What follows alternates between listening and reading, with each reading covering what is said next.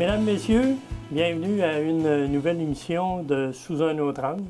Aujourd'hui, on reçoit Mme Marie-Philippe Dufresne, qui travaille, elle, pour Santé mentale Chaudière-Appalaches. Alors, Mme Dufresne, je vous laisse vous présenter. Bien, bonjour, merci beaucoup de l'invitation. Mon nom, comme vous l'avez bien dit, c'est Marie-Philippe Dufresne. Je suis la directrice de l'organisme Santé mentale Québec Chaudière-Appalaches. Donc, on a comme mission de promouvoir la santé mentale positive, faire la prévention de la détresse psychologique chez les gens de 0 à 128 ans qui résident sur le grand territoire de Chaudière-Appalaches. Les 128 ans, il ne doit pas en avoir beaucoup. Il y en a. On a rencontré une madame récemment dans un kiosque, dans une résidence pour personnes âgées, oui. Fait que, on est bien content de pouvoir les aider dans ce temps-là, puis les outiller, ces gens-là. 129 ans, s'ils se rendent là, on va les aider pareil. On a tous une certaine idée de la santé mentale, mais qu'est-ce que c'est la santé mentale? En fait, souvent, les gens, quand on va parler de santé mentale, ils vont penser à maladie mentale. Mais quand on parle de santé mentale, on peut faire le parallèle un peu avec la santé physique. Souvent, quand on va penser à quelqu'un qui est en santé physique, on va penser à quelqu'un qui est en forme, que ça va bien physiquement. Santé mentale, c'est la même chose. C'est quelque chose de positif, la santé mentale. L'Organisation mondiale de la santé le dit, il n'y a pas de santé sans santé mentale. Donc, c'est vraiment une composante essentielle de la santé. Chez SMQ-CA, en fait, avec notre regroupement d'organismes qui est le Mouvement Santé mentale Québec, on s'est doté de notre propre définition de ce que c'est la santé mentale. On dit que c'est vraiment un équilibre qui est dynamique entre les différentes sphères de notre vie, que ce soit le social, le mental, le physique, le spirituel, l'économique, et j'en passe. Vous faites affaire avec les services sociaux de santé ou... En fait, on est subventionné par le CIS de Chaudière-Appalaches en grande partie, puis on va chercher des fonds un petit peu partout. Okay. Puis vous vous occupez de santé mentale partout dans la MRC, dans tout le Chaudière-Appalaches. Dans tout Chaudière-Appalaches. Les 9 MRC. Les 10 MRC. Et Lévis. Oui, exactement. Ouais. OK. Alors, pour Chaudière-Appalaches, c'est votre territoire aussi. Exactement. Pour la MRC des Appalaches, je veux dire. Oui, on dessert la MRC des Appalaches okay. aussi. Vous êtes combien? Dans notre équipe, on est 4. Fait qu'on est une toute petite équipe pour l'immense territoire qu'on a à couvrir. Fait qu'on fait de la route beaucoup, on se déplace dans les milieux, on offre des conférences, on fait des kiosques de sensibilisation, on développe des outils papier concrets pour les gens. OK. Puis dans c'est ce que vous développez, vous appelez ça des astuces et vous en énumérez 7. Exact. En fait, c'est une grande revue de littérature qu'on a fait avec notre regroupement d'organismes et on est venu à en dire qu'il y avait 7 facteurs de protection en santé mentale, d'où notre fameuse batterie des 7 astuces pour prendre soin de sa santé mentale, qui sont 7 facteurs de protection. Puis, si on les nomme, c'est quoi? En fait, on a agir, ressentir, s'accepter, créer des liens, choisir, se ressourcer et s'accepter. Je crois que je les ai tous dit, que j'en ai pas répété. J'espère. Puis ça, vous avez associé ça avec des animaux, des insectes? Oui, exactement. En fait, chez Santé mentale Québec Chaudière-Appalaches, on a décidé de développer un projet vraiment pour les tout-petits. Donc, pour les enseignantes, pour les éducatrices en garderie, en CPE, en milieu familial, qui sont en lien avec nos fameuses 7 astuces. Fait que chaque animal représente une astuce, un facteur de protection en santé mentale. Donc, on développe des trousses vraiment utilisables telles quelles pour les enseignantes, pour les éducatrices, pour qu'elles prennent, en fait, pour qu'elles aident les enfants à maintenir ou à améliorer leur santé mentale. Puis ça se fait vraiment dès le plus jeune âge. On dit que les enfants sont des éponges souvent. Fait que le plus tôt on peut les outiller pour prendre soin de leur santé mentale, mieux ça va être. Ça va être des adultes de demain épanouis et en bonne santé mentale. Alors, il y a une trousse éducative qui s'adresse aux primaires, aux enfants du primaire et du préscolaire. Exact. Dans le préscolaire, les enfants comprennent... Est-ce qu'ils comprennent vraiment la santé mentale ou c'est expliqué par des astuces? Exactement. Fait que dans le fond, de la façon qu'on l'a développé, ce projet-là, c'est vraiment des activités que les enfants font peut-être déjà au quotidien, mais c'est de la promotion de la santé mentale positive. Ça peut être de découvrir, par exemple, des expériences scientifiques. L'enfant va être curieux, donc la curiosité a d'énormes bénéfices pour la santé mentale des gens. Donc, en s'adonnant à ces activités-là, les enfants vont être en mesure d'acquérir un certain niveau de santé mentale. Puis nous, on intègre des petites notions pour les éducatrices, pour les enseignantes, pour dire est-ce que tu es en train de faire là, avec tes enfants, ça a un impact positif sur sa santé mentale pour telle raison, selon l'astuce qui est travaillée avec les enfants. Quand vous donnez des conférences ou de l'interaction avec les enfants du primaire ou du préscolaire, est-ce qu'il vous arrive parfois de découvrir des enfants qui auraient potentiellement un problème? En fait, nous, on n'est pas des intervenants, fait qu'on n'a pas ce mandat-là d'aller puis de dire « Ah, tel enfant a telle problématique ». C'est vraiment pas dans notre mission de faire ça. On veut vraiment juste outiller les gens. Okay. Mais on va pas animer pour l'instant dans les milieux. Ça, c'est un deuxième volet au projet de la Bande des 7 qui va avoir lieu dans quelques mois, qui va voir le jour. On est en train vraiment de développer un atelier pour nous-mêmes aller l'animer dans les groupes. Encore là, par rapport aux astuces puis à notre Bande des 7. Là. OK. Les astuces, la trousse éducative, c'est présenté, ça, à chaque mois? Une à chaque mois? Exactement. Donc, là, il reste quelques mois encore, mais à chaque dernier mardi du mois, il y a une trousse éducative qui sort, qui va être un facteur de protection, une astuce qui va être travaillée. Donc, c'est vraiment des petits guides comme ça qui sortent une fois par mois. C'est comme ce qu'on a nommé tantôt, là. Agir, ressentir, s'accepter. Il y en a une par mois. Oui. C'est présenté le mardi? C'est le dernier mardi de chaque mois. OK. Donc, la trousse va être disponible sur notre site web à chaque dernier mardi du mois au www.santémentalca.com. Et est-ce que c'est récupéré aussi par des émissions de télé? Non? Non. On aimerait bien ça. Si on parle d'agir, oui. Qu'est-ce que vous dites aux enfants quand vous parlez d'agir? Là, on fait, mettons, les 7 astuces. Là. La première astuce, on va dire agir. Oui. Vous faites une conférence ou en tout cas une présentation avec agir. Ça dure combien de temps? Quand on donne des conférences aux adultes, par exemple? Ou aux enfants? Bien, comme je vous dis, on n'a pas d'atelier directement avec les enfants. Okay. Ça va vraiment être une trousse d'activités par rapport à Agir, par exemple, qui va être développée. Donc, cette trousse-là, c'est vraiment pour l'enseignante pour qu'elle puisse l'animer. Okay. Nous, on n'ira pas l'animer tel quel. C'est vraiment un outil qu'on leur développe pour eux. Puis, tu sais, voilà, tu as tous les outils pour outiller ton enfant à prendre soin de sa santé mentale, les enfants de ton groupe. La réponse est bonne pour les éducateurs? Oui, super bonne. On a des éducatrices qui nous appellent. Est-ce que votre trousse est disponible dès aujourd'hui à 8 h? Le téléphone sonne si elle n'est pas sur le site web à 8 h. Fait que la réponse est super bonne pour le projet. Okay. Puis agir, c'est quoi? Agir, en fait, c'est de donner du sens à sa vie. Agir, c'est prendre le premier pas qui va nous amener où est-ce qu'on veut. Ça nous amènera peut-être pas tout de suite où est-ce qu'on veut aller, mais c'est vraiment le premier pas qu'on va prendre. Ça indique la direction. Exactement. Donc, il faut agir pour donner du sens à notre vie. On n'est jamais trop petit pour agir dans la vie. On a tous un pouvoir d'agir sur les choses. Donc, c'est pour ça que dans notre Bande des 7, on représente l'astuce agir par une petite abeille. OK. Fait que vous vous souvenez, cet été, on avait des recommandations des villes de ne pas couper notre gazon. Bien, la petite abeille, elle a un gros impact sur ce qui l'entoure, tu sais. Fait que c'est pour ça qu'on a décidé de représenter Agir par la petite abeille, par exemple. Okay. Fait qu'il y a un lien comme ça avec tous nos animaux de la Bande des 7. Puis Agir aussi, on parle beaucoup de gratitude, donc dire merci, un merci sincère à la personne, ça va faire du bien, ça va entretenir notre santé mentale. Puis en ressentir? Ressentir, on aborde cette astuce-là avec le chien. On dit souvent que le chien est le meilleur ami de l'homme. Il va ressentir les émotions de l'homme. Donc, dans notre Bande des 7, c'est vraiment lui qui représente ressentir. Ressentir, c'est de prendre le temps vraiment de ressentir pleinement nos émotions. Les émotions, c'est pas quelque chose qui se passe juste dans la tête, dans le corps. C'est vraiment un ensemble de sensations qu'on peut avoir. Fait qu'on parle beaucoup des émotions dans le ressentir, dans cette astuce. Et puis dans s'accepter? S'accepter, c'est beaucoup par rapport à l'estime de soi. S'accepter, tant nos forces que nos faiblesses. Vous développez l'estime. Vous essayez de développer. C'est ça. On essaie d'outiller les gens pour qu'ils viennent renforcer, avoir une meilleure estime d'eux-mêmes. Si on fait le parallèle avec la Bande des 7, on utilise le chat.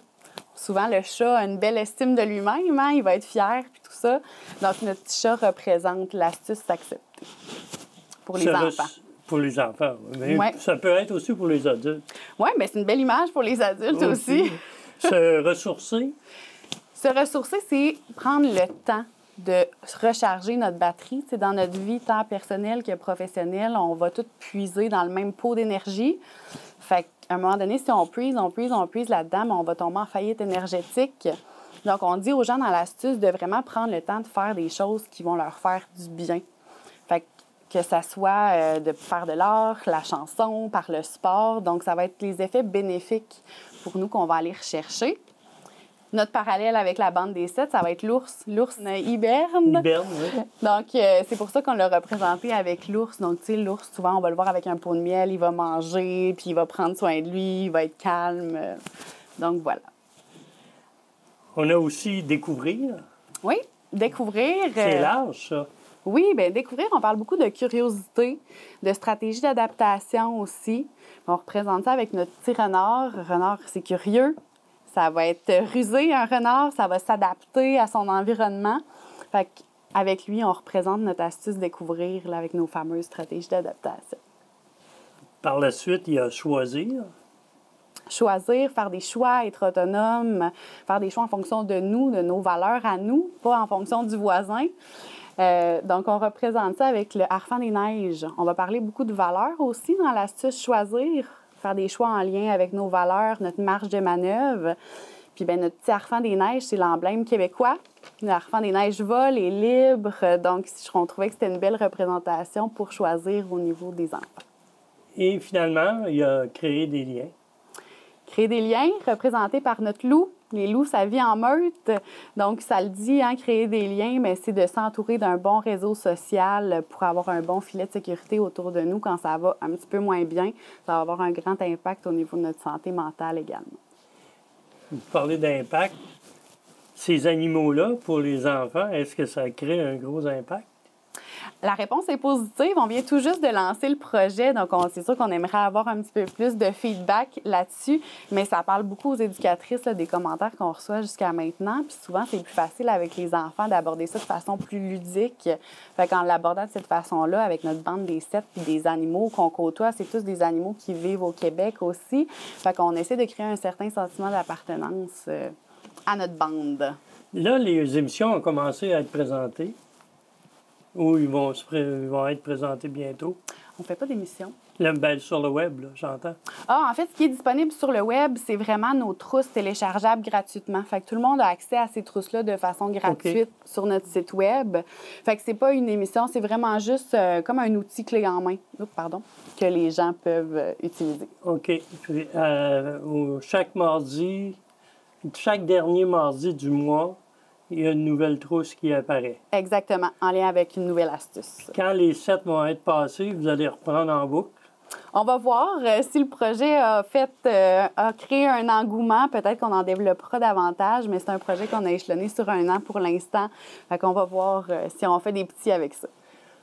Maintenant, les conférences que vous faites, oui. C'est dans quel milieu? C'est-tu dans des RPA ou c'est au grand public? Ou... C'est vraiment pour le grand public. Ça va dépendre de la demande. On a beaucoup d'organismes communautaires qui nous demandent d'aller offrir des conférences, soit pour leur personnel, soit pour leurs membres. Donc, c'est vraiment selon la demande. Ça peut être une entreprise privée aussi. On parle de la santé mentale au travail beaucoup. Donc, ça varie. Donc. OK. Puis, en avez-vous beaucoup de faits présentement? Énormément. C'est nouveau, là. Nos conférences, ça fait vraiment longtemps qu'on en offre. Oui. Des conférences par rapport à nos différentes astuces. On a différentes thématiques qu'on développe à chaque année. On sort une nouvelle conférence par rapport à la santé mentale positive toujours. Donc, ça fait très longtemps qu'on en offre des conférences. Santé mentale, je veux dire, Appalaches, ça existe depuis quand? On a été fondé en 1990. OK. Donc, ça fait... déjà quand même quelques années. Oui, hein, là, on parle de 32, 33 ans bientôt. Oui, oui. Puis le personnel, vous me dites que vous êtes 4. Oui. Mais il y a d'autres personnels autour? Ou...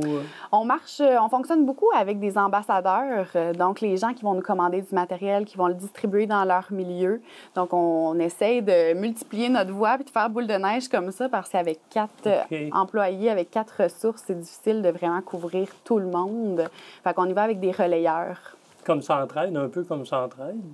On n'est pas en collaboration avec Centraide, mais ça pourrait être une belle avenue à explorer. On travaille beaucoup avec les organismes communautaires de la région aussi. Le CIS, c'est un de nos bons partenaires qui font beaucoup de promotion de la santé mentale aussi. Les CLD, probablement aussi. Oui, également. Puis la pédiatrie sociale? Non, on n'a pas de partenariat avec eux pour le moment, mais c'est sûr que nos outils doivent se rendre à eux. Oui, bien, ils sont tellement intéressants. La santé mentale, on parle de santé mentale, mais il y a, vous ajoutez positive. Oui, parce que... Y a-t-il des santé mentales négatives? Non, on ne devrait pas l'ajouter, le positif, normalement. La santé mentale, c'est quelque chose de positif. Ça va de soi, mais ça ne va pas de soi pour tout le monde aussi facilement que ça. Tantôt, quand on parlait de la définition de la santé mentale, c'est pour ça qu'on a souvent tendance à ajouter santé mentale positive, mais on ne devrait pas. OK. On a aussi, dans les façons de procéder que vous avez, promouvoir, soutenir puis outiller. Ça sert à développer et à renforcer la santé mentale. Mais vous le faites comment? Comme on parle de prévention, c'est lors des conférences, ça? Ou... Exactement. Dans le fond, c'est par nos conférences, via nos outils, nos campagnes de promotion de la santé mentale qu'on va faire de la promotion, qu'on va outiller, soutenir, développer la santé mentale des gens. Une belle réussite aussi cette année avec le mouvement santé mentale et l'appui de M. David Birdbaum, qui était député à l'époque. Maintenant, on a instauré la Journée nationale de promotion de la santé mentale positive. Donc, c'est un projet de loi qui a été voté en Chambre. Donc, maintenant, le 13 mars de chaque année, c'est la Journée nationale de promotion de la santé mentale. OK. C'est au fédéral, ça? C'est au provincial. Là, vous disiez M. Lightbourne? M. David Birnbaum, lui, était député de l'opposition officielle en matière de santé, si je ne me trompe pas. OK, non, mais je ne le connais pas. Fait que, ouais. Sûrement des gens qui nous écoutent qui le connaissent. Probablement. Puis lui, il a présenté un projet de loi pour avoir une journée.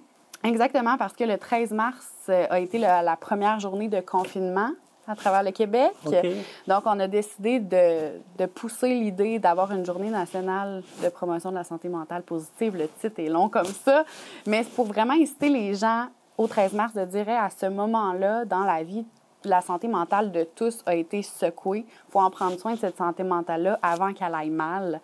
Fait qu'avec cette journée-là aussi, on outille, on développe la santé mentale des gens, on incite les gens à prendre soin d'eux avant que le feu pogne. Donc, on essaie d'éteindre le feu avant que ça prenne. Ça a sûrement été voté unanimement, ça. Oui, c'était impressionnant. Alors, le 13 mars, c'est un peu de votre faute si il y a une journée de la santé mentale positive. Exactement. C'est une belle réussite. Ça va peut-être devenir un férié. C'est mon grand rêve. C'est mon rêve, effectivement. Vous parlez aussi des traitements. En fait, on démêle les concepts. Là, souvent, à chaque début de conférence, on essaie d'inciter les gens à penser que la santé mentale, c'est quelque chose de positif. Puis souvent, même en traitement, chez nous, on ne fait pas de traitement. Mais les gens qui font du traitement au niveau des personnes qui ont des problématiques en santé mentale vont faire de la promotion de la santé mentale positive, veut pas, parce qu'on travaille sur les facteurs de protection en santé mentale avec ces individus-là. Donc, chez nous, on ne fait pas de traitement, mais souvent, la promotion de la santé mentale, prévention de la détresse psychologique va vraiment s'étaler tout le long du continuum là, de stabilisation, de rétablissement de la personne. OK. Puis, finalement, comme vous venez de le mentionner, la stabilisation. Oui. Chez nous, on n'en fait pas non plus de la stabilisation, par contre, mais la stabilisation, c'est vraiment quelque chose qui va cibler des individus qui vont être en situation de réinsertion sociale. Puis, à ce moment-là, encore là, les gens qui vont intervenir à ce niveau-là vont probablement faire de la promotion et de la prévention au niveau de la santé mentale de ces gens-là. Quand on parle de réinsertion sociale, faites-vous affaire aussi avec les centres de détention? Non, on ne fait pas affaire avec eux. Ça serait une belle avenue à explorer, par exemple. Il faudrait qu'il y en ait sur le territoire de Chaudière-Appalaches. On ne peut pas déborder de notre territoire parce qu'il y a des groupes membres comme nous partout à travers le Québec. Donc, chacun dessert son territoire. OK. Vous êtes combien de groupes au Québec?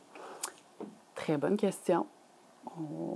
C'est un par MRC, par région administrative, peut-être? On couvre pas toutes les régions administratives. Quand il n'y a pas de groupe membre dans une région administrative, ça va être notre regroupement qui va desservir cette région-là.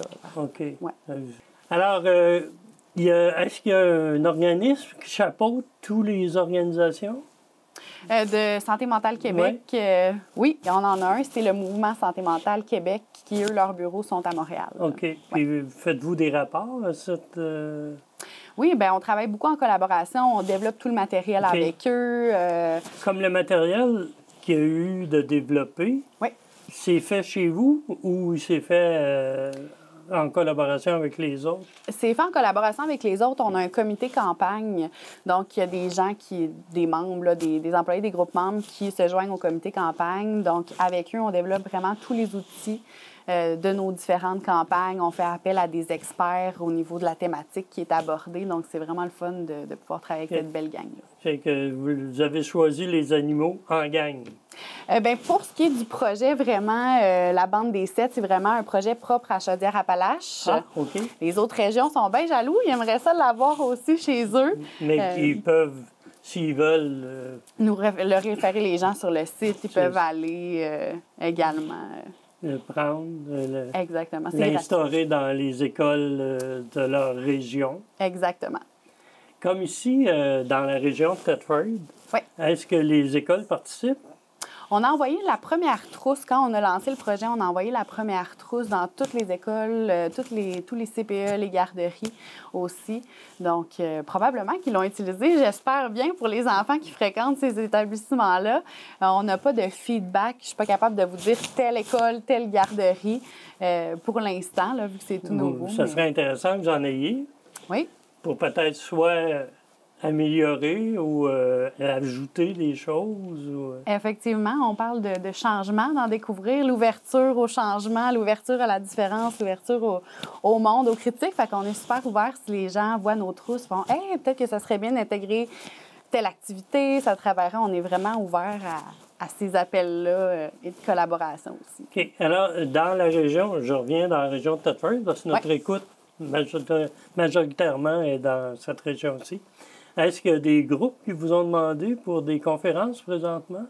On a été à Thetford Mines récemment. Ma collègue Emmanuelle est allée donner une conférence, mais là, comme ça, je ne suis pas capable de vous dire chez qui exactement, mais oui, il y a des demandes pour la région. On siège sur les tables de concertation aussi pour Thetford et les alentours. Là, donc, on est bien impliqués aussi dans la région. Bien, c'est sûrement très bénéfique. Puis j'espère que vous allez avoir des rétroactions. Ben oui, on le souhaite. Alors, je vous remercie beaucoup.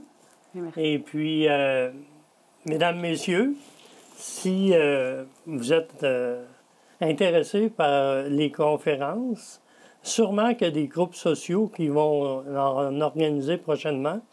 Madame Dufresne en fait la publicité, mais pour ajouter... vous avez un site qu'on peut vous contacter? Oui, on a un site web qui est le www.santémentalca.com. OK. Il va être ajouté au bas de l'écran. Et un téléphone aussi? Oui, les gens peuvent nous appeler au 418-835-5920. Alors, les coordonnées vont apparaître au bas de l'écran. Je vous remercie de votre écoute et je vous dis à la semaine prochaine.